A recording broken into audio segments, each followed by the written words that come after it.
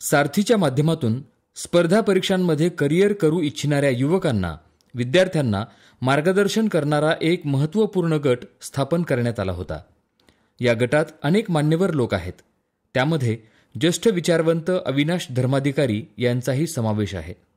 सारथीच्या माध्यमातून स्पर्धा परीक्षांमध्ये रुची असलेल्या युवकांना धर्माधिकारी सरांनी मार्गदर्शन केलं, मुलांना घडवलं.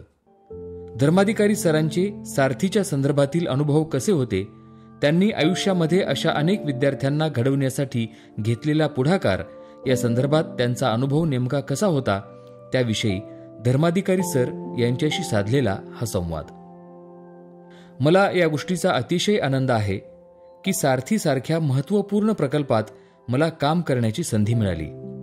समाजातल्या एका मोठ्या घटकाला घडविण्याची जबाबदारी, किंबहुना त्या घटकांमध्ये बदल करण्याची जिम्मेदारी सारथीनं उचलली आहे, हे अभिमानास्पद आहे. सारथीची कार्यप्रणाली, त्यांनी टीमला घेऊन उभी केलेली कार्यपद्धती, त्यातून विद्यार्थ्यांना मिळालेलं यश याचा एक इतिहास होऊ पाहत आहे.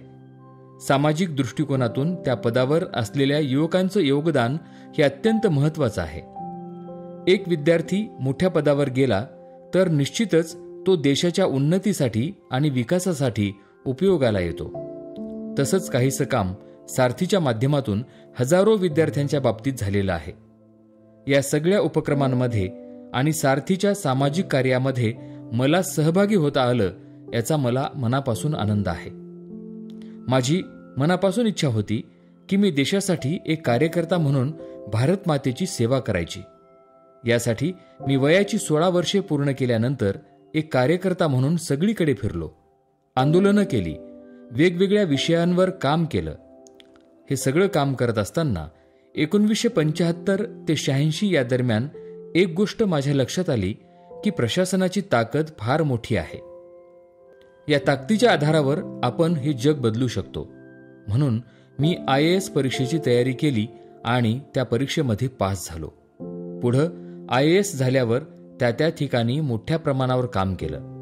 हे काम करत असताना पुन्हा माझ्या लक्षात आलं की आपण एकट्यानं प्रशासनामध्ये काम करून चालणार नाही, तर आपल्यासारखे अनेक जण प्रशासनात उत्तम कार्य करण्यासाठी पुढे आणले पाहिजेत. खरं तर त्या काळामध्ये IPS, IASच्या तयारी संदर्भातल्या कुठल्याही कोचिंग सुविधा नव्हत्या. स्वतः अभ्यास करायचा आणि पास व्हायचं अशीच पद्धत होती. त्या काळात मी स्पर्धा परीक्षेसंदर्भातले कोचिंग काढले. त्यातून अनेक विद्यार्थी यशस्वी झाले. माझ्या छोट्या ध्येयाचे असे मोठे काहीतरी होईल याचा मी कधी विचारही केला नव्हता. मी सनदी अधिकाऱ्याला नेहमी कार्यकर्ता अधिकारी असं म्हणत असतो. त्याचं कारण, कार्यकर्ता ज्या पद्धतीनं तळागाळात जाऊन लोकांचे प्रश्न मांडतो, त्या प्रश्नावर तोडगा काढण्यासाठी आपलं आयुष्य वेचतो, तसंच कार्यकर्ता म्हणून त्यापेक्षाही पुढचं पाऊल टाकणं हे अधिकाऱ्यांचं कर्तव्य असतं. म्हणून मी चाणक्य मंडळ किंवा इतर वेगवेगळ्या सामाजिक संस्थांच्या माध्यमातून युवक प्रशासकीय अधिकारी व्हावेत यासाठी मार्गदर्शन केलं. त्याला प्रचंड यश मिळालं.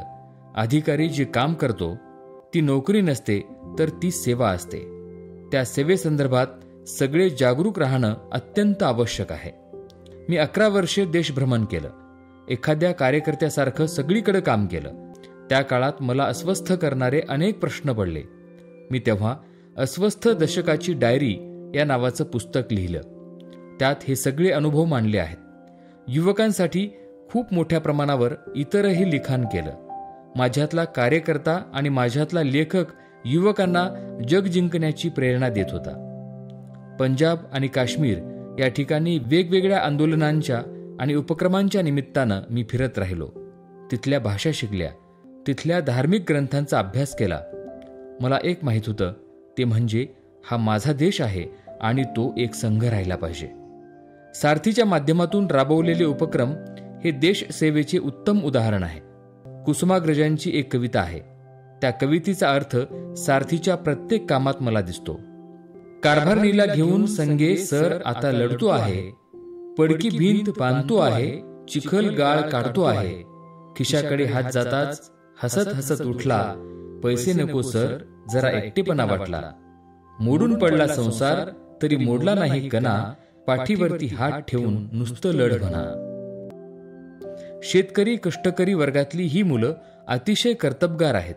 त्यांच्यामध्ये काहीतरी करण्याची धमक आहे, पण यांच्या पाठीवर कुणीतरी शाबासकीची थाप देण्याची, आपलेपणाची, मी तुझ्या पाठीमागे आहे लढ असं म्हणण्याची निश्चितपणे गरज असते. ती गरज सारथीच्या माध्यमातून भरून निघाली हे मला अभिमानानं सांगावंसं वाटतं. एखादा युवक स्पर्धा परीक्षेत यशस्वी झाला म्हणजे तो आता काहीतरी करण्यासाठी तयार झाला आहे. त्याची मानसिकता, त्याची सामाजिक जबाबदारी आणि त्यानं कशासाठी काम केलं पाहिजे हे समजावून सांगायचं काम सारथीनं केलंय. मुलांमध्ये प्रेरणा जागविणं ही अत्यंत महत्त्वाची गोष्ट असते. मुलांमध्ये आत्मविश्वास निर्माण करणं हेही अत्यंत महत्त्वाचं असतं.